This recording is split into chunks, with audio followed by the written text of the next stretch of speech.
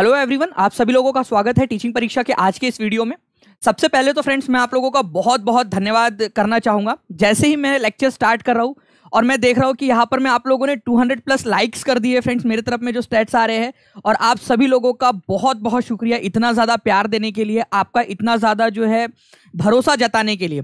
पिछले लेक्चर्स के अंदर में आप लोगों ने इतना ज़्यादा प्यार दिया है, इतना ज़्यादा आप लोगों ने उसको पसंद किया है।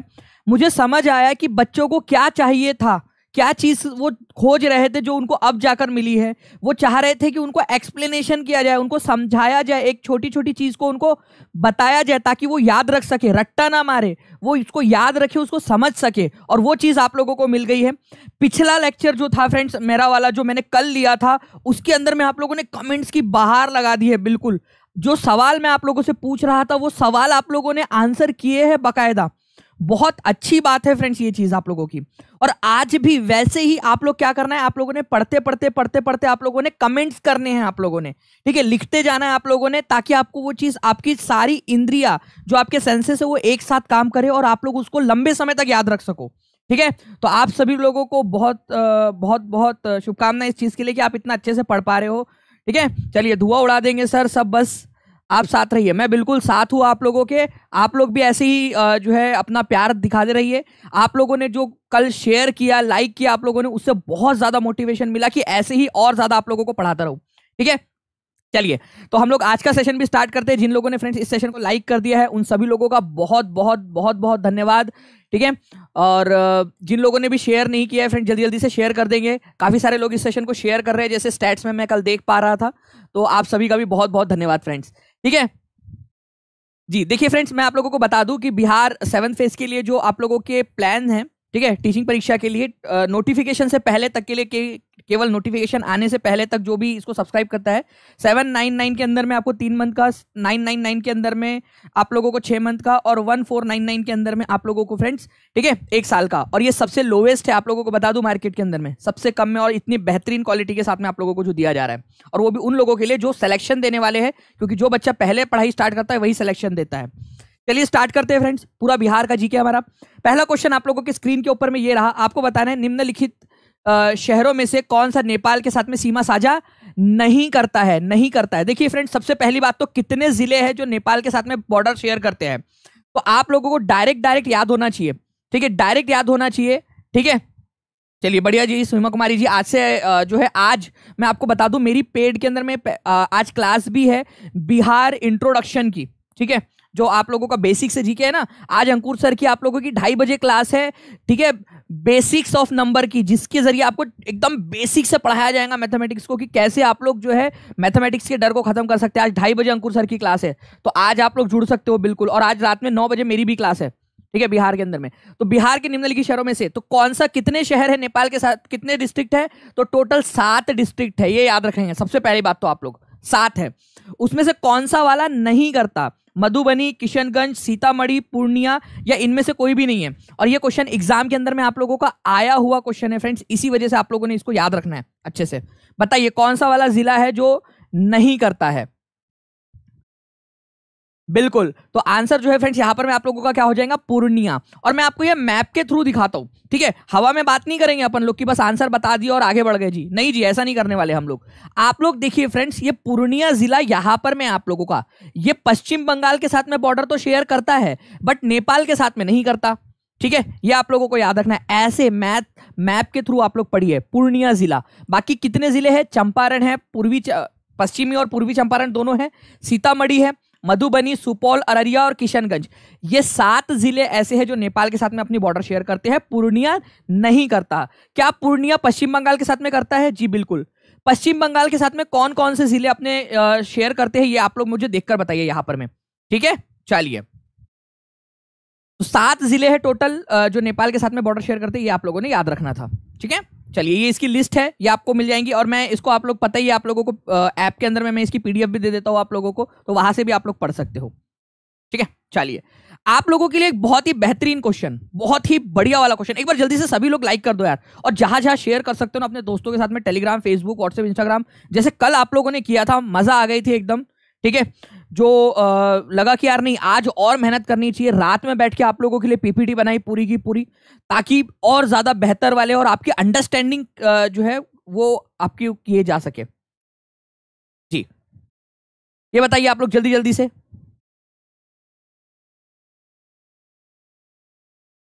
जी हाँ अजहरुद्दीन जी, अगर आप दोनों पेपर अपेयरिंग में थे वो माना जाएगा, क्योंकि अपेयरिंग वालों को अलाउ कर दिया है पिछले बार से। ठीक है, देखिए यहाँ पर मैं पूर्व से पश्चिम की ओर नदियों का सही क्रम लगाना है। अब नदियां बहुत ही इंपॉर्टेंट है भाई, नदियां अगर बिहार में रहते हो, ठीक है, और बिहार के बारे में नहीं पता, तो आप लोग बताइए कि टीचर, अब कोई कहता है कि सर बिहार के बारे में इतना सारा पढ़ना है क्या? अरे मेरे लाल, मेरे हरे, मेरे नीले, ठीक है, टीचर बनना है और बिहार के बारे में, जिस जगह पे रहते हैं, जहां काम करना है, वहां के बारे में नहीं पता होगा अच्छे से, तो क्या बच्चों को पहले आप लोग उसको पढ़ाओगे बच्चों को? ठीक है, नहीं ना। तो आप लोगों ने क्या करना है फ्रेंड्स, अच्छे से बिहार के बारे में समझ लेना है। यहां पर मैं देखिए आप लोग पूरब से पश्चिम की ओर की सही नदियों का क्रम लगाइए, मैं आपको एक गारंटी दे रहा हूं आप लोगों को याद हो जाएगा पूरा का पूरा। देखो मेरे साथ साथ में आ जाओ, मेरे साथ साथ में सभी लोग टाइप करते जाएंगे, सभी लोग, ठीक है, मैं देखने की कोशिश भी कर रहा हूं आप लोगों के कमेंट्स आप लोग कर रहे हो या नहीं। ठीक है, चलिए देखो यहां देखो सबसे पूरब में जो नदी है उसका नाम है महानंदा। लिखो सभी लोग महानंदा, सभी लोग लिखेंगे महानंदा, लिखो आप लोग महानंदा लिखिए सभी लोग, ठीक है, महानंदा। उसके बाद में यहां पर मैं आप लोग देखिए फ्रेंड्स, ये है कोसी नदी आप लोगों की, कोसी नदी, कोसी नदी पूरब से आ रहा हूं मैं, पूरब से, ठीक है, पूरब के तरफ से, ईस्टर्न साइड से। उसके बाद में यहां पर मैं आप लोग देखोगे कमला नदी है, जो बाद में जाकर कोसी में ही मिल जाती है, कमला नदी। यहां पर मैं आप लोग बागमती नदी देख रहे हो, बागमती नदी, जो बूढ़ी गंडक नदी जो है ना, बूढ़ी गंडक, उसके अंदर में आकर मिल जाती है, ठीक है, बूढ़ी गंडक के अंदर में। तो बागमती है, फिर बूढ़ी गंडक है, और फिर गंडक है। ठीक है, देखो आप पहले आए थे या आपके दादाजी पहले आए थे या आपकी दादी पहले आई थी? आप लोग बताओ, एक ट्रिक बता रहा हूं आपको याद करने की। पूरब से आते समय आप पहले आए थे, आपके दादाजी पहले आए थे?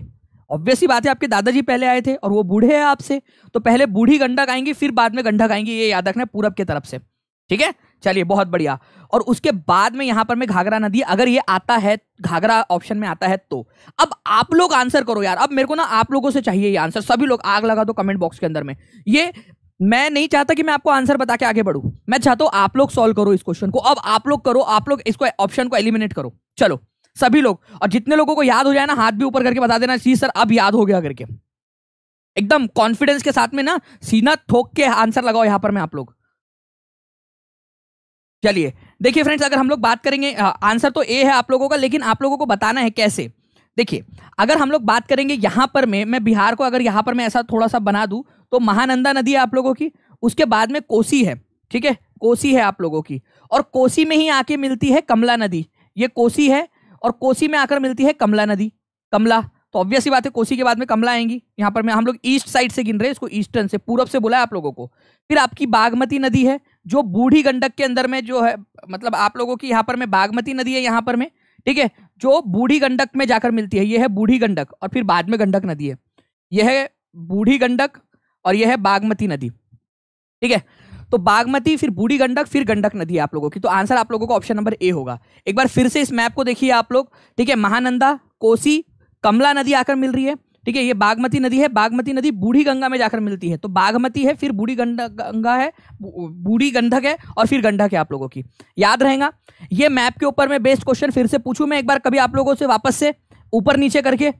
चलो ये आप लोगों को याद रखना है कि ये फिर से मैं कभी ना कभी आप लोगों से वापस से पूछूंगा ये क्वेश्चन, ठीक है, घुमा फिरा के इसको, ताकि आप लोगों को याद हो जाए। नेक्स्ट क्वेश्चन है, विक्रमशिला गांगे डल्फिन, ठीक है, आश्रयणी किस जिले में स्थित है? विक्रमशिला गांगे डॉल्फिन आश्रयणी, ठीक है, विक्रमशिला गंगा, ठीक है, डॉल्फिन अभयारण्य की बात कर रहा है यहां पर में, ठीक है, विक्रमशिला गैंगेटिक डॉल्फिन सेंचुरी उसको बोला जाता है। तो बताइए यहां पर मैं कहां पर मैं, और ये हमारे भारत की एकमात्र ऐसी जगह है जहां पर में गंगा को गंगा की जो डॉल्फिन है, गंगेटिक डॉल्फिन गंगेटिका, जो भारत का राष्ट्रीय जलीय जो पशु है, जलीय पशु, राष्ट्रीय जलीय पशु डॉल्फिन जो गंगा में पाई जाती है डॉल्फिन, उसका एकमात्र जो है अभयारण्य, तो ये आप लोगों को भागलपुर जिले के अंदर में मिलेगा। बहुत इंपॉर्टेंट है फ्रेंड्स, पूरे भारत के अंदर में एकमात्र है, सीटेट के अंदर में भी आया था ये क्वेश्चन आप लोगों का, ठीक है। तो आंसर आप लोगों का होगा ऑप्शन नंबर ए, भागलपुर के अंदर में है, ठीक है, मैप के थ्रू दिखाने की कोशिश करता हूं मैं फ्रेंड्स। अगर आप लोग यहाँ पर में देखोगे ये बिहार है, बिहार के अंदर में ये यहाँ पर में भागलपुर जिले के अंदर में आप लोगों को ये अभयारण्य मिलने वाला है। ठीक है, अब मैं आप लोगों को इसके बारे में थोड़ी सी जानकारी दूं, डॉल्फिन गंगेटिका के बारे में। ये जो डॉल्फिन है, गंगा में पाई जाने वाली डॉल्फिन है, इसको एक नाम और है जिसके नाम से जाना जाता है। क्लास की पीडीएफ कहाँ मिलेंगी? ऐप के अंदर में मिलती है। मैंने जितनी भी क्लासेस हुई है उन सबकी पीडीएफ ऐप के ऊपर में डाली हुई है। टीचिंग परीक्षा ऐप है, गूगल प्ले स्टोर से आप लोग डाउनलोड कर सकते हो। ठीक है, टीचिंग परीक्षा ऐप। ठीक है, डॉल्फिन गंगेटिका, अगर मैं डॉल्फिन गंगेटिका की बात करूं फ्रेंड, तो इसको सूसू के नाम से जाना जाता है, ये याद रखना है, क्योंकि बिहार में भी इसको सूसू बोलते हैं, तो सूसू के नाम से जाना जाता है, ये याद रखना है आप लोगों ने। ये विक्रमशिला गंगा डॉल्फिन अभयारण्य जो है ये आप लोगों का कब बना था? तो 1991 में नोटिफाई किया गया था इसको, ये याद रखना है आप लोगों ने, वाइल्ड लाइफ सेंचुरी के रूप में। ठीक है, वाइल्ड लाइफ सेंचुरीज जो है आप लोगों का, वाइल्ड लाइफ प्रोटेक्शन एक्ट जो है आप लोगों का, उसके जरिए इसको वाइल्ड लाइफ सेंचुरी बनाया गया है। वाइल्ड लाइफ सेंचुरी के अंदर में ना, जो वाइल्ड लाइफ प्रोटेक्शन एक्ट है आपका, जो कानून है, उसमें एक शेड्यूल नंबर 1 होता है। ठीक है, उस शेड्यूल के अंदर में रखकर अगर किसी भी अभयारण्य को अभयारण्य या सेंचुरी घोषित किया जाता है, ठीक है, तो उसको बहुत ज्यादा प्रोटेक्शन दी जाती है, और अगर कोई भी उसको नुकसान पहुंचाएगा तो उसको भारी भरकम सजा होती है।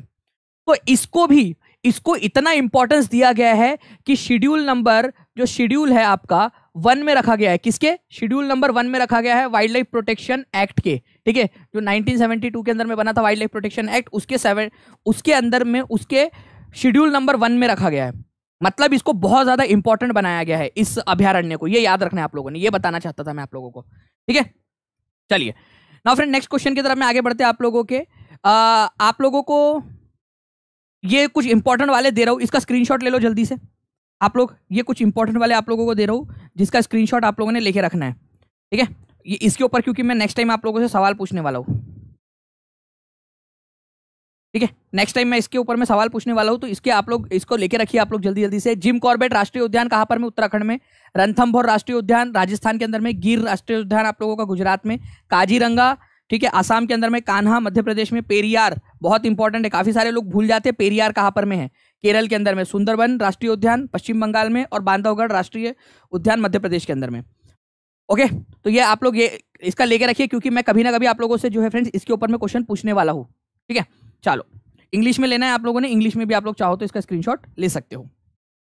ठीक है, चलो नाउ फ्रेंड 600 से ज्यादा लोग हो चुके हैं, जल्दी जल्दी से लाइक एंड शेयर कर देंगे। 1000 क्रॉस करना है आज हम लोगों ने। अगर आप लोग आज 1000 क्रॉस कर दे तो सारे के सारे लोग एक साथ शेयर कर दो जल्दी से जल्दी। ठीक है, ताकि मैं ऐसे ही आप लोगों को बहुत सारे क्वेश्चन करवा सकूं।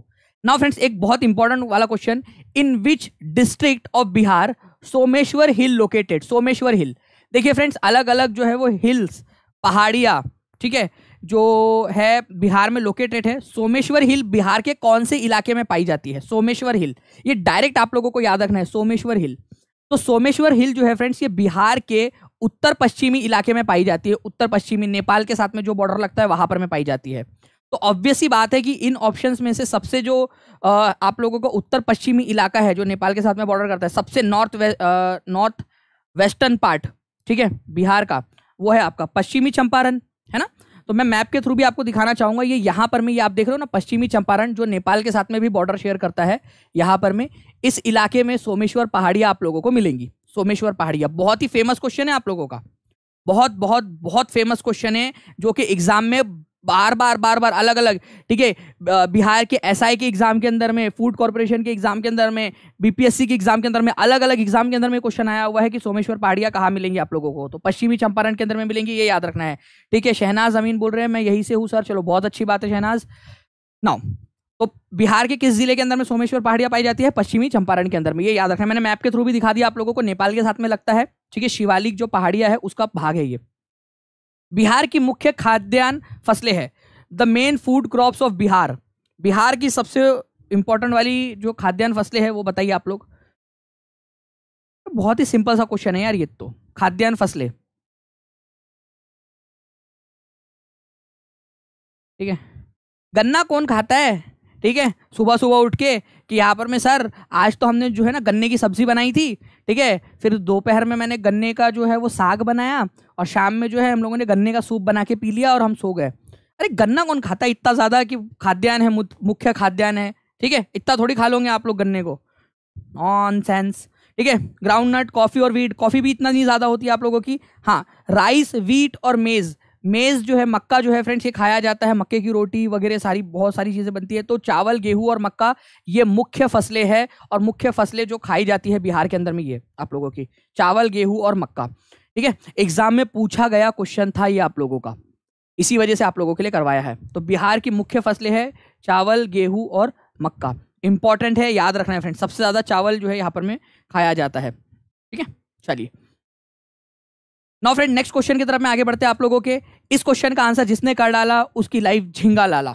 बताओ जल्दी से, और एक बार लाइक एंड शेयर कर देंगे। 700 के करीब हो चुके हैं और 500 के करीब लाइक है। तो अगर आप चाहते हो कि ऐसे ही बहुत सारे मैं आप लोगों को क्वेश्चंस करवाता रहूं, तो आप लोग जल्दी जल्दी से फ्रेंड जहां भी शेयर कर सकते हो अपने दोस्तों के साथ में, टेलीग्राम, फेसबुक, व्हाट्सएप, इंस्टाग्राम, जहां भी शेयर कर सकते हो जल्दी से शेयर कर देंगे आप सभी लोग। देख रहे हो आप लोग कि मैंने जो भी क्वेश्चन बन सकते हैं आप लोगों से वो करवा रहा हूं आप लोगों को। लाइक कर देंगे सभी लोग जल्दी से, पूरे के पूरे 700। तो नागी बांध पक्षी अभयारण्य, कल ही आपको बताया था फ्रेंड्स, नागी और नकटी, नागी नकटी अभयारण्य, पक्षी अभयारण्य कहाँ पर में आप लोगों का, नागी और नकटी दोनों के दोनों, ये आप लोगों को याद रखना है फ्रेंड्स, जमुई के अंदर में है। ठीक है, तो ये वन का आंसर क्या होगा आप लोगों का, जमुई होगा, और दूसरे वाले का आंसर क्या होगा आप लोगों का, इसका भी जमुई होगा। तो नागी नकटी जमुई के अंदर में है, याद रखना है प्लीज, बहुत इंपॉर्टेंट है। अब मैप के थ्रू देखो आप लोग, ये है आप लोगों का जमुई डिस्ट्रिक्ट। ठीक है, जमुई, थोड़ा सा जूम कर लेते हैं इसको। यहां पर में आप लोग देखोगे नागी और नकटी पक्षी अभयारण्य या पक्षी विहार यहाँ पर मैं आप लोगों को देखने के लिए मिलेगा। ठीक है, इसके अलावा जो है फ्रेंड जमुई के अंदर में राजौली वाइल्ड लाइफ सेंचुरी भी आप लोगों को, राजौली वाइल्ड लाइफ सेंचुरी आप लोगों को नवादा के अंदर में देखने के लिए मिलेंगी। और एक चीज आप लोगों को बता रहा हूँ, नालंदा के अंदर में, ठीक है, नालंदा में राजगीर वाइल्ड लाइफ सेंचुरी आप लोगों को। तो ये तीन आप लोगों को याद रखना है, Rajgir wild life sanctuary Nalanda के अंदर में, Rajauli wild life sanctuary Nawada के अंदर में, और नागी नकटी बर्ड सेंचुरी जमुई के अंदर में। ये तीन चीज लिख दो जल्दी जल्दी से आप सभी लोग कमेंट के अंदर में, सभी लोग लिख देंगे कमेंट में। मेरे को आप सभी लोगों से चाहिए अभी के अभी चाहिए मेरे को कमेंट में आप सभी लोगों से।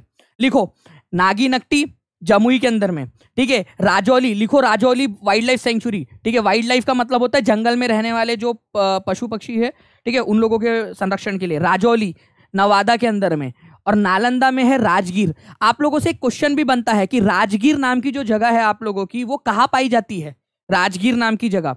ठीक है, मगध की राजधानी थी एक समय में राजगीर, मगध की पहली राजधानी थी राजगीर, वो नालंदा में थी, नालंदा डिस्ट्रिक्ट में आज के। तो ये भी आप लोगों को याद रखना है, इंपॉर्टेंट पॉइंट है, एग्जाम के अंदर में पूछा जा सकता है। ठीक है, तो Rajgir wild life sanctuary Nalanda में, ये तीन लिख दो आप लोग। मैं लास्ट में पूछूंगा, पूरा लेक्चर देखो, मैं लास्ट में आप लोगों से पूछूंगा ये तीन, और एक एक करके याद भी करवाता चलूंगा आप लोगों को। आप लोग देखोगे कि इतना जल्दी आप लोगों को याद हो गई सारी की सारी चीजें, कभी आप भूल नहीं रहे हो।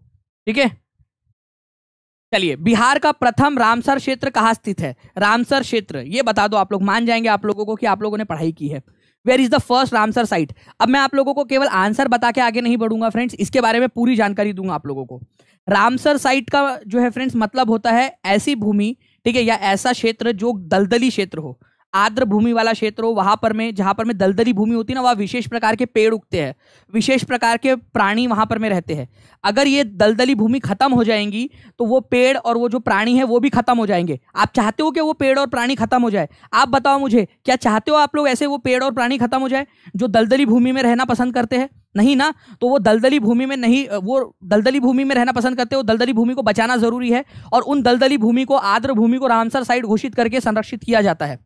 ठीक है, तो ये जो रामसर साइट है भारत की, बिहार की सबसे पहली रामसर साइट, वो है कांवर झील। ये याद रखना है आप लोगों ने, कांवर ताल भी बोला जाता है उसको, कांवर ताल आप लोग बोलते हो, या फिर कांवर झील भी उसको बोला जाता है। क्या बोला जाता है?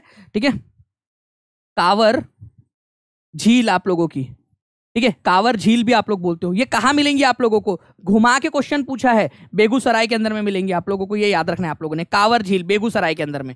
ऐसे क्वेश्चन करना था और ये एग्जाम में क्वेश्चन पूछा गया, एग्जाम क्वेश्चन पूछा गया आप लोगों का, ये याद रखना है आप लोगों ने। ठीक है, रामसर साइट जो है फ्रेंड्स, ये आर्द्र भूमियों को संरक्षित करती है, और विश्व आर्द्र भूमि दिवस 2 फरवरी को मनाया जाता है, वेटलैंड डे, आर्द्र भूमि दिवस 2 फरवरी को मनाया जाता है, ये भी याद रखना आप लोग।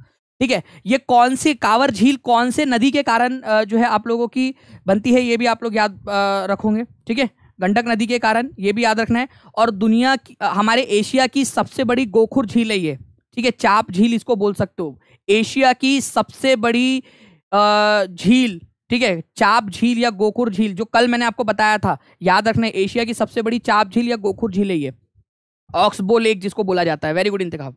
ठीक है, चलिए, तो answer is option number A. इस क्वेश्चन का आंसर कर दो सभी लोग। ये इंपॉर्टेंट क्वेश्चन आपका एग्जाम में पूछा गया, स्टेटमेंट टाइप क्वेश्चन। मुझे लगता है आप लोग इसका आंसर करने में सक्षम हो, इसी वजह से आप लोगों से पूछ रहा हूं, क्योंकि बिहार के लोगों को ये कहा जाता है, बिहार के बच्चे जो है ना बड़े वाले क्वेश्चन करना पसंद नहीं करते, उनको हलवा हलवा करवा दो बस वही करेंगे। नहीं भाई, मुझे पता है मेरे बच्चों को अगर सिखाया जाए, उनको प्यार से समझाया जाए तो वो कर लेंगे। ठीक है, चलो बिहार के लोगों, आज तो इज्जत की बात है, इसका आंसर करके बता दो मेरे को। ठीक है, कोशिश करो यार, गलत होगा वापस से सीखेंगे, कोई इश्यू थोड़ी है इसका। जी, नहीं दिख रहा, एक बार जल्दी से वो स्क्रीन का रिजोल्यूशन बढ़ा लो, दिखने लगेगा। गंगा डॉल्फिन जो है आप लोगों की, इसके बारे में बात की जा रही है कि गंगा डॉल्फिन जो है उसके बारे में कौन सा वाला पॉइंट आप लोगों का सही है, ये बात हो रही है। गंगा डॉल्फिन, गंगेटिक डॉल्फिन जो होती है, इसको सूसू के नाम से भी जाना जाता है, क्या ये बात सही है? आप लोग हाँ या ना में बताएंगे। इसको सूसू के नाम से जाना जाता है, जी हाँ बिल्कुल, इसको सूसू के नाम से भी जाना जाता है। इसको जो है फ्रेंड शेड्यूल 1 में रखा गया है वाइल्ड लाइफ प्रोटेक्शन एक्ट के अंदर में। अभी आपको बताया कि जो ये जो जो शिला गंगात्मक डॉल्फिन अभयारण्य आप लोगों का, या गंगा की जो डॉल्फिन है, ठीक है, डॉल्फिन गंगेटिका अभयारण्य विक्रमशिला जो भागलपुर के अंदर में है, उसको किस में रखा गया है आप लोगों का? अनुसूची 1 में रखा गया है। ठीक है, ताकि जो गंगा की डॉल्फिन है उसको बचाया जा सके, उनकी सुरक्षा की जा सके। तो बिल्कुल सही बात है, गंगा की डॉल्फिन को बचाने के लिए इसको अनुसूची 1 में रखा गया है, ताकि इनको बचाया जा सके, अगर कोई भी इनको नुकसान पहुंचाए तो उसको सजा हो सके ज्यादा से ज्यादा। ये आप लोग याद रखोगे, इंपॉर्टेंट वाला पॉइंट है आप लोगों का। बिहार के भागलपुर में विक्रमशिला जो आप लोगों की डॉल्फिन गंगेटिका अभयारण्य है, बिल्कुल सही बात है। कब बना था ये भी बता दो यार, इतना खर्चा हो गया मालिक। ठीक है, तो ये भी बता दो कि ये कब बना था। ठीक है, विक्रमशिला गंगेटिक डॉल्फिन सेंचुरी कब बनी थी? अभी बताया आप लोगों को थोड़ी देर पहले। ठीक है, तो आप लोगों को याद रखना है 1991 के अंदर में। हो गया सिंपल। बिहार के बच्चे आंसर नहीं करते बड़े वाले क्वेश्चन, जबरदस्ती का हुआ मचा के रखा हुआ है भाई, कितना बढ़िया से आंसर कर रहे थे, कमेंट में आग लगा दी इन लोगों ने। ठीक है, तो ऐसे याद रखना, और गलत भी होंगे ना कोई बात नहीं, सीखेंगे यार, सीखने के लिए आए हैं, आता होता हमेशा से तो क्यों सीखते फिर, है ना। चलिए, तो ये याद रखना है फ्रेंड्स कि संकटग्रस्त सूची के अंदर में इसको रखा गया है, क्योंकि इनकी संख्या बहुत कम होती जा रही है। सुसु इनको कहा जाता है, जो गंगा नदी की जो डॉल्फिन है, और गंगा नदी की डॉल्फिन की संख्या जितनी ज्यादा रहेंगी उतना पता चलता है कि गंगा नदी साफ है या खराब है। ठीक है, चलिए next question. Eight which place in Bihar the 1922 session of the Indian national Congress was held? आपको पता है फ्रेंड्स कि इंडियन नेशनल कांग्रेस जो है, इंडियन नेशनल कांग्रेस, इसकी स्थापना कब हुई थी? 1885 में, 1885 में। इसका जो पहला सेशन था वो हुआ था बॉम्बे में। बॉम्बे में, ये याद रखना है आप लोगों ने, बॉम्बे के अंदर में हुआ था। वैसे होना पूना में था, लेकिन पूना में प्लेग फैला हुआ था तो इसको बॉम्बे में ट्रांसफर कर दिया गया था। ठीक है, वोमेश चंद्र बैनर्जी इसके पहले अध्यक्ष थे। बैनर्जी, वोमेश चंद्र बैनर्जी इसके पहले अध्यक्ष थे। लेकिन बिहार के अंदर में जो 1922 का सेशन हुआ था ये बहुत ऐतिहासिक है, क्योंकि इसके बाद में कांग्रेस टूट गई थी। ये याद रखना है आप लोगों ने। स्वराज पार्टी की स्थापना की गई थी इसके बाद में, 1922 में सेशन के बाद में। ये सेशन हुआ था आपका गया में। बहुत ही फेमस क्वेश्चन है फ्रेंड्स 1922 का। और ये आपको बता दूं, अभी पिछले बार पश्चिम बंगाल के अंदर में जो डेप्यूटी कलेक्टर की एग्जाम हुई थी, पश्चिम बंगाल PCS, उसके अंदर में भी ये क्वेश्चन आया था कि 1922 का इंडियन नेशनल कांग्रेस का सेशन कहाँ आयोजित हुआ था? तो गया में आयोजित हुआ था। ये याद रखना है आप लोगों ने। ठीक है, गया के अंदर में आयोजित हुआ था। और आप लोगों को बता दूं इसके अध्यक्ष कौन थे, 1922 वाले सेशन के अध्यक्ष कौन थे? ठीक है, चित्तरंजन दास। बहुत ही फेमस क्वेश्चन है, चित्तरंजन दास, CR दास अध्यक्ष थे इसके 1922 के सेशन के। ये भी बहुत फेमस क्वेश्चन है आप लोगों का। ठीक है, इंपॉर्टेंट पॉइंट, 1922 में गया में बिहार में सेशन हुआ था और चित्तरंजन दास उसके अध्यक्ष थे। ये तीनों point exam point of view से बहुत इंपॉर्टेंट है। बिहार जीके में पूछा जा सकता है आप लोगों से। बिहार के बारे में पता होना चाहिए बिहार के टीचर को। क्वालिटी टीचर बनना है कि नहीं बनना है आप लोगों ने, है ना। तो क्वालिटी टीचर्स को सारी चीजें पता होनी चाहिए, ये सारी चीजें आप लोगों को, तभी आप बच्चों को अच्छे से पढ़ा पाओगे। तो गया में हुआ था 1922 के अंदर में, याद रखना आप सभी लोगों ने। ठीक है, चलिए नाउ फ्रेंड नेक्स्ट क्वेश्चन की तरफ में आगे बढ़ते हैं। बिहार में 1857 के विद्रोह का नेतृत्व किसने किया था बिहार के अंदर में? आप लोगों को पता है फ्रेंड्स कि 1857 का जो विद्रोह है, ठीक है, इसको आप लोग आजादी की पहली लड़ाई भी बोलते हो। ठीक है, आजादी की पहली लड़ाई मेरठ से ये स्टार्ट हुई थी। मेरठ से कब हुई थी ये स्टार्ट? 10 मई को, 10 मई को स्टार्ट हुई थी 1857 में, ठीक है, और फिर पूरे देश में फैल गई। आपको बताना है कि बिहार में इसका नेतृत्व किसने किया था। तो बिहार में इसका नेतृत्व किया था कुंवर सिंह ने। कुंवर सिंह। आरा जो है ना फ्रेंड्स आपका, ठीक है, आरा या जगदीशपुर रियासत थी उस समय में इनकी, जगदीशपुर की जमींदारी थी इनके पास में, जगदीशपुर से ये बिलोंग करते थे। बूढ़े जमींदार थे उस समय में, उनकी उम्र कितनी थी, 80 साल की थी, 80 ईयर्स की थी। फिर भी इन्होंने जो है वो पूरा लोहा लिया अंग्रेजों से, और बहुत बड़े नेता के रूप में उभर कर आया। 1857 के अंदर में अंग्रेजों को नाक में दम कर दिया था बिहार के इस बिहारी ने। तो एक बिहारी 100 पे भारी, ठीक है। तो कुंवर सिंह जो है फ्रेंड्स, ये याद रखना है आप लोगों ने, अंग्रेजों की नाक में दम कर दिया था 1857 के युद्ध में। रानी लक्ष्मीबाई जो है ये झांसी से लड़ रही थी, झांसी, ये याद रखना है आप लोगों ने। और बटुकेश्वर दत्त का 1857 से कोई लेना देना नहीं है, ठीक है, उनका तो जन्म भी नहीं हुआ था उस समय में। इंपॉर्टेंट पॉइंट याद रखेंगे आप सभी लोग। जल्दी जल्दी से लाइक का बटन दबा दीजिए फ्रेंड। देखिए यहाँ पर मैं 850 के करीब लोग देख रहे हैं, 600 के करीब लाइक्स है, तो बहुत नाइंसाफी है। जल्दी जल्दी से आप लोग लाइक का बटन भी दबाते रहेंगे ताकि मैं ऐसे ही आप लोगों को पढ़ाता रहूं। जिन लोगों ने चैनल को सब्सक्राइब नहीं किया वो चैनल को सब्सक्राइब भी जरूर कर लेना, ताकि आप लोगों को फ्यूचर में भी ऐसे वीडियोस की नोटिफिकेशन मिलते रहे, ठीक है। और बेल आइकन भी दबा लेना आप लोग। तो कुंवर सिंह ये याद रखेंगे आप लोग फ्रेंड्स, जगदीशपुर के थे।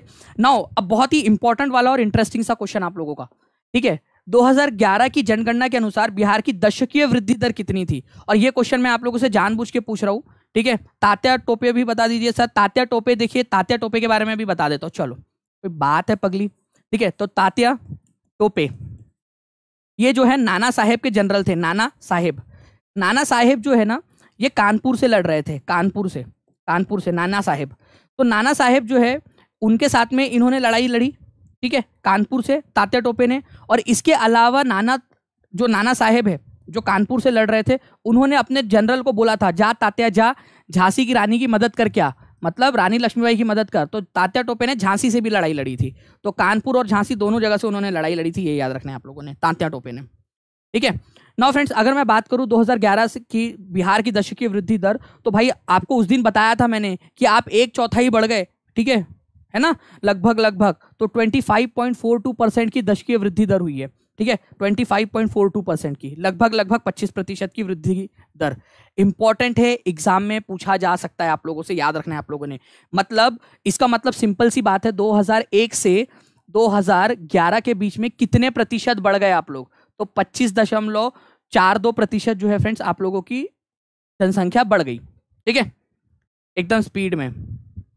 ओके, चलिए, तो 25.42% लिख दो आप लोग कमेंट बॉक्स में, ताकि आप लोगों को याद हो जाए हमेशा के लिए। याद रहेगा आप सभी लोगों को। चलिए नाउ फ्रेंड्स, आप लोगों को बताना है निम्नलिखित में से किस नदी पर त्रिवेणी नहर का निर्माण किया गया है? बताइए जल्दी से, कौन सी नदी है जिसके ऊपर में त्रिवेणी नहर का निर्माण किया गया है? और ये बहुत ही फेमस नहर है आप लोगों की, जो बिहार के अंदर में कृषि को पानी प्रोवाइड करती है, त्रिवेणी कैनल या त्रिवेणी नहर, ठीक है।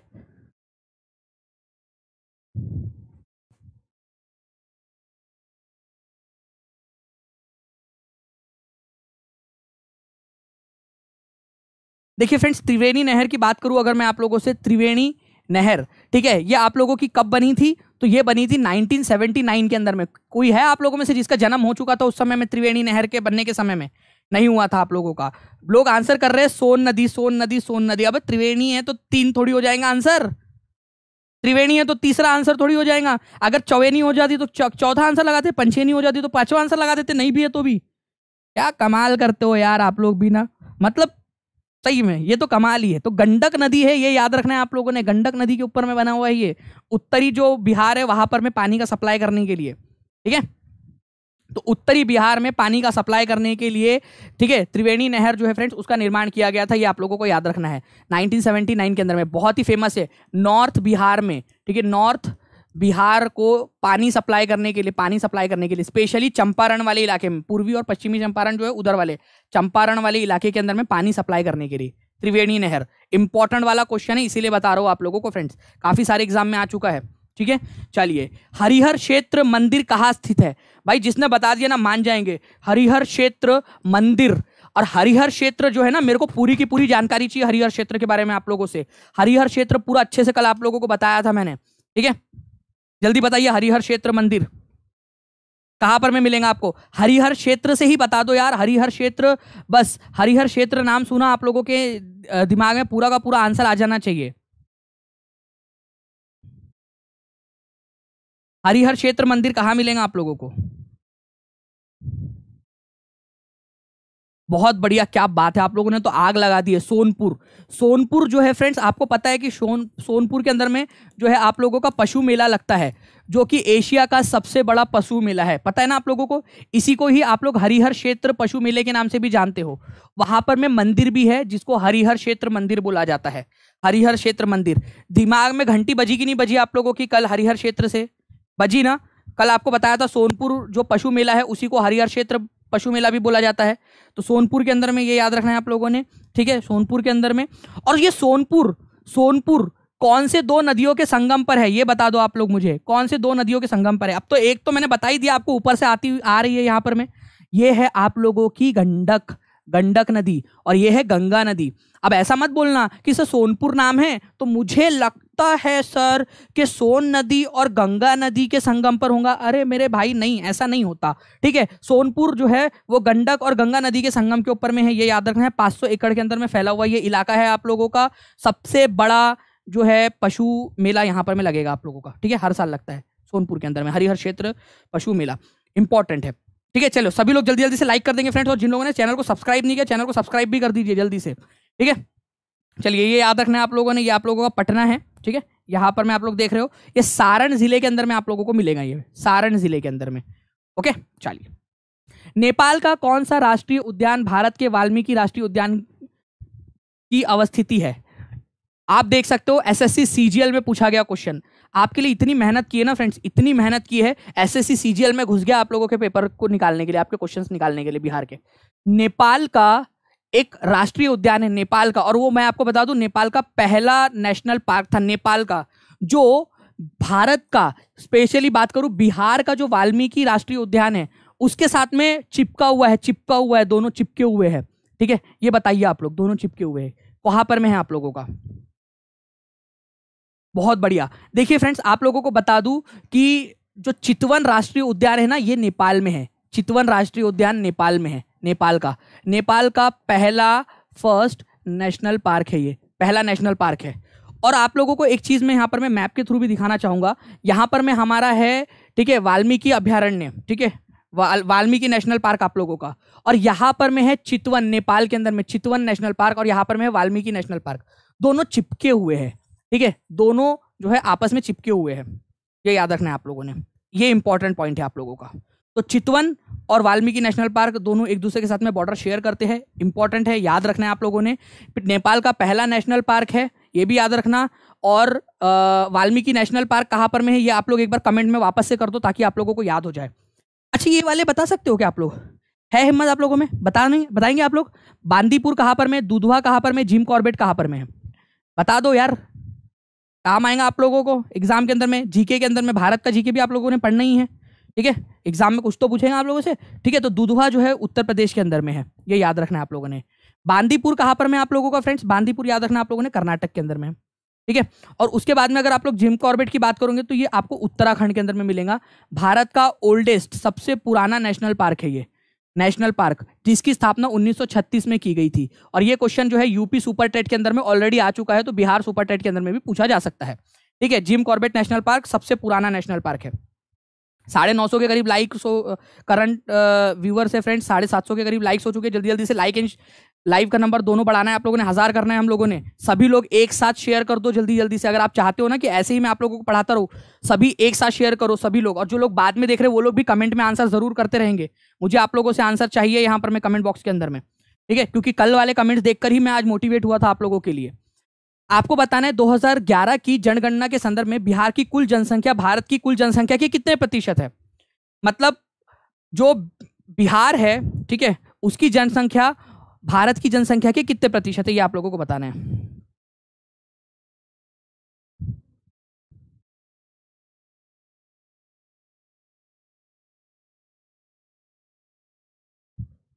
बहुत बढ़िया फ्रेंड्स, आप लोगों के देखिए अलग अलग आंसर्स आ रहे हैं, लेकिन मैं आप लोगों को बता दूं बहुत क्लोज फाइट है यहाँ पर मैं आप लोगों के आंसर्स में।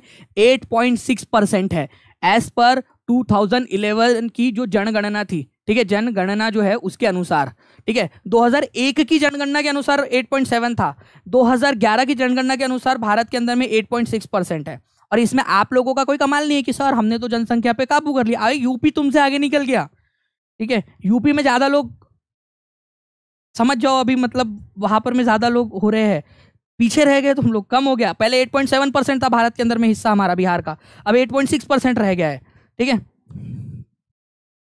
ठीक है, ये याद रखना है आप लोगों ने 2011 की जनगणना के अनुसार। ओके, अच्छा, भारत के अंदर में बिहार पॉपुलेशन के मामले में कितने नंबर पे आता है, कितनेवें नंबर पे आता है बिहार, ये आप लोग मेरे को कमेंट करके बताएंगे। मेरे को सभी लोगों से आंसर चाहिए कमेंट बॉक्स के अंदर में। ठीक है, जल्दी जल्दी से बताओ आप लोग कमेंट बॉक्स के अंदर में कि कितनेवें नंबर पर आता है बिहार। ठीक है, जनगणना के जनसंख्या के मामले में निम्न में से किसने पटना की स्थापना की थी, पटना की स्थापना किसने की थी। ठीक है, शेरशाह, इस्लाम शाह, बख्तियार खिलजी, औरंगजेब, किसने स्थापना की थी, पटना शहर की स्थापना किसने की थी, पटना की। वैसे मैं आप लोगों को इसका इतिहास बताता हूँ। पटना को जो है ना फ्रेंड्स पहले पाटलिपुत्र कहा जाता था, पाटलिपुत्र कहा जाता था, और पाटलिपुत्र की जो स्थापना है वो की थी उदयन ने, उदयन ने। उदयन जो है ये राजा था, मगध का राजा था, अजातशत्रु का बेटा। यही पाटलिपुत्र का नाम जो है बाद में ये शेरशाह सूरी ने नाम बदल के क्या कर दिया था, उसका नाम पटना कर दिया था, पटना। तो पटना नाम किसने किया था, शेरशाह सूरी ने किया था। ठीक है, पहले इसका नाम क्या था, पाटलिपुत्र था। अगर पाटलिपुत्र की स्थापना किसने की ये क्वेश्चन आ जाए, या पाटलिपुत्र को राजधानी किसने बनाया था उसका अगर ये क्वेश्चन आ जाए, तो आप लोग क्या लगाओगे आंसर, कमेंट में लिख के बताओ। उदयन लिखो, उदयन लिखो आप लोग, पाटलिपुत्र की स्थापना। लेकिन पाटलिपुत्र का नाम पटना किसने किया था। अब जब जब पटना सुनो तब तब आप लोगों को क्या, आपके दिमाग में क्या आना चाहिए, तब तब आप लोगों के दिमाग में शेरशाह सूरी का नाम आना चाहिए। शेरशाह सूरी का मकबरा कहां पर में है ये आप लोग बताएंगे, मकबरा, मकबरा कहां पर में है, जल्दी बताओ आप लोग, कौन से वाले शहर में, कौन से डिस्ट्रिक्ट के अंदर में। दोनों आंसर्स आप लोगों के कमेंट बॉक्स में मेरे को चाहिए आप लोगों के। ठीक है, चलिए बहुत बढ़िया फ्रेंड, 964 हो चुके हैं, बहुत क्लोज है हम लोग 1000 के। जल्दी जल्दी से सारे लोग यहाँ पर में शेयर कर देंगे एक बार। जयप्रकाश नारायण को किस नाम से जाना जाता है, जयप्रकाश नारायण, भाई देखो बिहार की शान, आन बान शान, बिहार पुत्र। ठीक है, पता होना चाहिए इनके बारे में। जयप्रकाश नारायण को किस नाम से जाना जाता है, वेरी गुड, बहुत बढ़िया, आप लोगों के आंसर आने स्टार्ट हो गए फ्रेंड्स। लोकनायक के नाम से जाना जाता है इनको, लोकनायक के नाम से, लोकनायक। इंपॉर्टेंट क्वेश्चन है, याद रखना आप लोग। इनका जन्म जो है फ्रेंड्स कब हुआ था ये भी बता दीजिए, क्योंकि जयप्रकाश नारायण की जो जयंती है बिहार में बहुत धूमधाम से मनाई जाती है। जयप्रकाश नारायण की जो जयंती है आप बताएंगे। ठीक है, वेरी गुड, बहुत बढ़िया, आप लोगों के आंसर आ रहे हैं फ्रेंड्स। ठीक है, 11 अक्टूबर, ठीक है 11 अक्टूबर को इनका जन्म हुआ था। कौन से साल में, 1902 में। कहा हुआ था, ठीक है, बिहार में हुआ था, बिहार पुत्र है ये। ठीक है, बिहार में इनका जन्म हुआ था। बिहार में आज का कौन सा वाला डिस्ट्रिक्ट है आप लोगों का जहां पर में इनका जन्म हुआ था, आज कौन से वाले इलाके में पड़ता है वो, आज वो इलाका सारण डिस्ट्रिक्ट के नाम से जाना जाता है, जहां पर में उनका जन्म हुआ था, सारण डिस्ट्रिक्ट के नाम से जाना जाता है। तो आज के सारण डिस्ट्रिक्ट के अंदर में उनका जन्म हुआ था, जिस इलाके में हुआ था ना वो सारण डिस्ट्रिक्ट है आपका। ठीक है, ये याद रखना है। आपको काफी सारे अलग अलग नाम देखने के लिए मिलेंगे, बट वो आज के सारण डिस्ट्रिक्ट में आता है वो इलाका जहां उनका जन्म हुआ था 11 अक्टूबर को। बहुत ही, ठीक है, इंपॉर्टेंट वाला आप लोगों का ये क्वेश्चन है। ठीक है, इंपॉर्टेंट है, एग्जाम के अंदर में पूछा जाता है। ठीक है, शताब्दियार के अंदर में हुआ था, वो सारण डिस्ट्रिक्ट के अंदर में आता है, नवनीत कुमार जी आज के। ठीक है, जो इलाका मेन जो इलाका है वो। ओके, तो लोकनायक के नाम से इनको जाना जाता है। इंपॉर्टेंट पॉइंट है, याद रखना है आप सभी लोगों ने। नाउ मैंने आप लोगों से पूछा था कि शेरशाह सूरी का मकबरा कहां पर में, एक बार जल्दी से फिर से आंसर लगा दोगे आप लोग। ठीक है, वापस से जल्दी से आंसर लगा दो, सासाराम के अंदर में, सासाराम। अब मैं आप लोगों से पूछ रहा हूं ये सासाराम कौन से डिस्ट्रिक्ट में पड़ता है। चलो, सासाराम कोई नाम का डिस्ट्रिक्ट है ही नहीं आपका, कोई जिला है ही नहीं। सासाराम कौन सा डिस्ट्रिक्ट में आता है, सासाराम कौन से डिस्ट्रिक्ट में आता है, सासाराम रोहतास डिस्ट्रिक्ट में आता है। वेरी गुड, क्या बात है, रोहतास डिस्ट्रिक्ट के अंदर में आता है। ये लोग भूल जाते हैं, रोहतास डिस्ट्रिक्ट के अंदर में आता है ये चीज। ठीक है, ये भूल जाते हैं। ठीक है, तो ये याद रखना है आप सभी लोगों ने, इंपॉर्टेंट है, एग्जाम के अंदर में आप लोगों से ये पूछ सकते हैं। ओके, चलो, पावापुरी किस जिले में स्थित है ये बता दो। क्यों इंपॉर्टेंट है, बिहार पुत्र, एक और बिहार के बच्चे को जन्म दिया था, बिहार जिसने पूरे दुनिया के अंदर में बिहार का नाम रोशन किया है।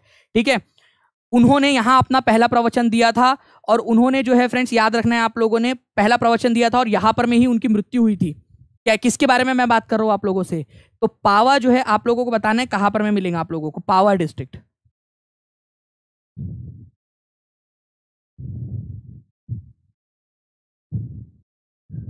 वेरी गुड, बहुत बढ़िया, आप लोगों के आंसर आ रहे हैं फ्रेंड्स। पावा जो है वो नालंदा डिस्ट्रिक्ट के अंदर में है, पावा। मैं आप लोगों से कह रहा था कि वर्धमान महावीर, ठीक है, जो महावीर है, वर्धमान महावीर, इन्होंने अपना पहला फर्स्ट प्रवचन जो है यहाँ पर में दिया था। ठीक है, उनका जो देहांत है, ठीक है, जो उनकी मृत्यु है वो भी यहीं पे हुई थी, उनकी मृत्यु भी यहीं पे हुई थी पावापुरी में। और पावापुरी बिहार के अंदर में मौजूद है, नालंदा डिस्ट्रिक्ट के अंदर में। ये याद रखना आप लोग, इंपॉर्टेंट पॉइंट है फ्रेंड्स, एग्जाम के अंदर में पूछा जाता है। ओके, तो ये याद रखेंगे आप लोग, नालंदा डिस्ट्रिक्ट में है पावापुरी। वर्धमान महावीर ने पहला प्रवचन कहाँ दिया था? पावापुरी में दिया था, पावापुरी में, नालंदा के अंदर में। उनकी मृत्यु कहाँ हुई थी? पावापुरी के अंदर में हुई थी, नालंदा के अंदर में मौजूद है ये। ठीक है, एंड कॉन्ग्रेचुलेशन फ्रेंड्स, 1000 से ज्यादा बच्चे देख रहे हैं, बहुत बढ़िया, आप सभी लोगों को कॉन्ग्रेचुलेशन। ऐसे ही रोज 12 बजे आ जाना है आप लोगों ने लाइव, आप लोगों को ऐसे ही कराता रहूंगा मैं।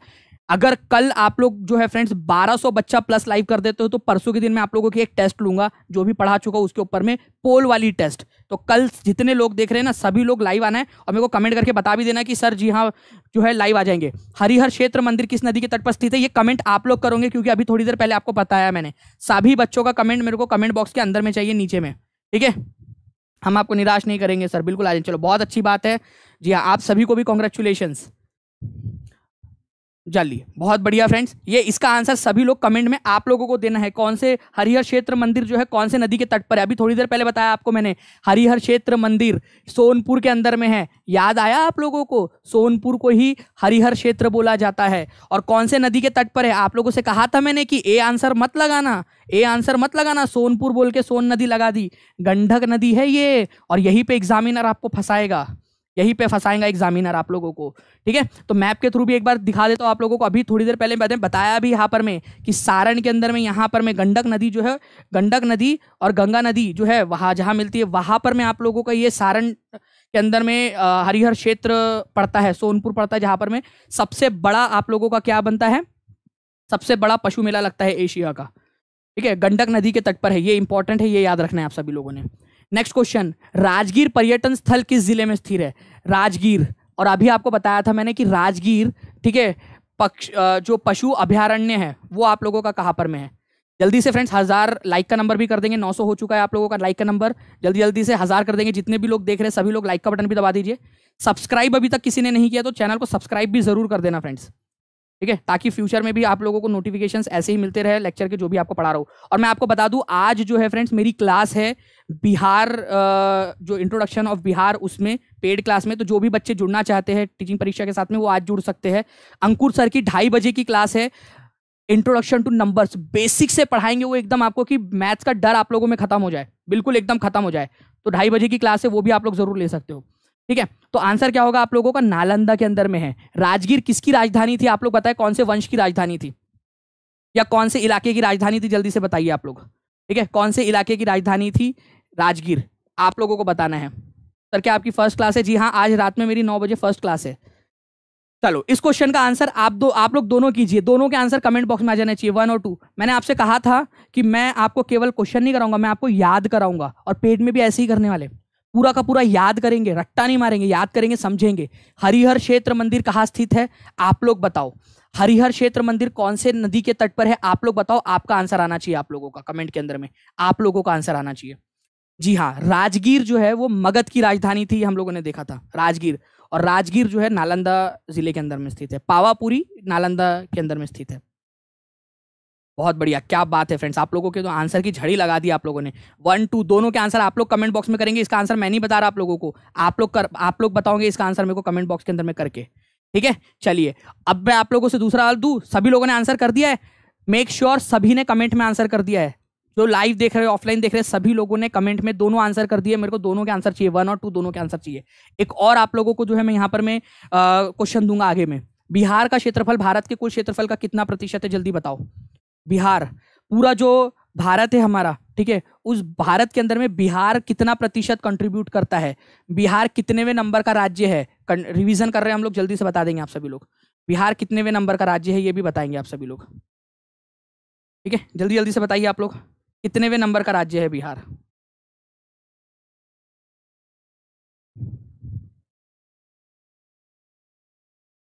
बहुत बढ़िया फ्रेंड्स, आप लोगों के देखिए यहाँ पर मैं आंसर्स जो है वो आने स्टार्ट हो गए आप लोगों के। कंटिन्यूअसली आंसर कर रहे हो आप लोग।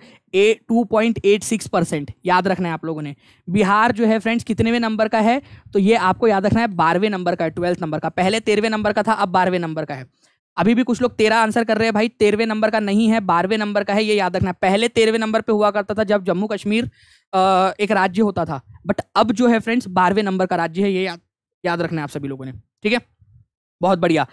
देखिए 950 के करीब लाइक्स हो चुके हैं फ्रेंड, जल्दी जल्दी से लाइक का नंबर भी बढ़ा देंगे, और जिन लोगों ने सब्सक्राइब नहीं किया वो चैनल को सब्सक्राइब करके बेल आइकन जरूर दबा देना। कल 1200 प्लस चाहिए हम लोगों को, ताकि फिर मैं आप लोगों की एक टेस्ट ले सकूं, पोल वाली टेस्ट आपकी। आगे बढ़ने से पहले फ्रेंड्स मैं एक बार फिर से बता देता हूं कि आज से बिहार की क्लासेस जो है आप लोगों की स्टार्ट हो रही है, और ये जो प्राइस है ये आप लोगों का केवल नोटिफिकेशन के पहले तक का है। तो आप लोग डायरेक्टली टीचिंग परीक्षा का ऐप डाउनलोड करके भी आप लोग अपने से कर सकते हो। 3 प्रकार की वैलिडिटी आप लोगों की, ठीक है, 3 मंथ, 6 मंथ और 1 साल की, ठीक है। आप लोग या इस नंबर पे कॉल करके भी जानकारी ले सकते हो फ्रेंड्स, ठीक है। और सबसे लोवेस्ट है ये, आप लोगों को बता दूं कि सबसे लोवेस्ट है ये, ठीक है। चलिए, जयप्रकाश नारायण का जन्म कब और कहाँ हुआ था, ये बताना है आप लोगों ने। इसका आंसर करो, इसका आंसर करो, और इसका आंसर करो, और ये मेरे को आप लोगों से चाहिए, क्योंकि आज ही आपको पढ़ाया है। मेरा मकसद रट्टा मरवाना नहीं है आप लोगों से, मेरा मकसद है मेरे बच्चों को याद हो जाना चाहिए, उनको जिंदगी भर के लिए। जयप्रकाश नारायण का जन्म कब और कहाँ हुआ था, कब हुआ था, ये तो आपको पता ही होना चाहिए।